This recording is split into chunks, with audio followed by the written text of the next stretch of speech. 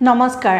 আজি নতুন বছৰৰ প্ৰথম দিনটোৰ প্ৰথম ভিডিঅ' আপোনালোকৰ সকলোৰে বৃদ্ধ মা দেউতা সকলোৰে বাবে হয় আৰু লগতে আমাৰ সকলোৰে কাৰণে হয় কাৰণ আমিও খুব সোনকালে আমাৰ বৃদ্ধ অৱস্থালৈ আগবাঢ়ি গৈ আছো আপোনালোকে নিশ্চয় নিজৰ মা দেউতাৰ সময়ে সময়ে ডক্টৰ দেখুৱাই ট্ৰিটমেণ্টবোৰ কৰে বা দূৰত যদি থাকে নিজৰ মা দেউতাৰ ট্ৰিটমেণ্টৰ কাৰণে হয়তো টকা পইচা পঠিয়াই থাকে সময়ে সময়ে মানুহ পঠিয়াই দিয়ে যে এনেকৈ ট্ৰিটমেণ্ট কৰিব লাগে বা বহুতে নিজৰ মা দেউতাক বাহিৰত লৈ যায় মাষ্টাৰ হেল্থ চেকআপ কৰে দামী টেষ্ট পৰীক্ষাবোৰ কৰে কিন্তু তাৰ পিছতো এটা সৰু কথা ৰৈ যায় যেটোৰ কাৰণে তেখেতসকলৰ যেটো এজিং প্ৰসেস হয় বা যেটো বৃদ্ধ অৱস্থা হয় বা তেখেতসকলৰ আয়ুস যেটো আমি 5 বছৰ 10 বছৰ আৰু যদি ৰাখিবও যদি আমি আমাৰ হাতত যদি কেপাসিটিটো থাকে হেতু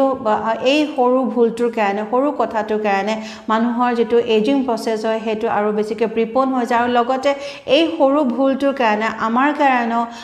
দেখা গৈছে ৰিসাৰ্চৰ মতে দেখা গৈছে যে এই প্ৰবলেমটোৰ কাৰণে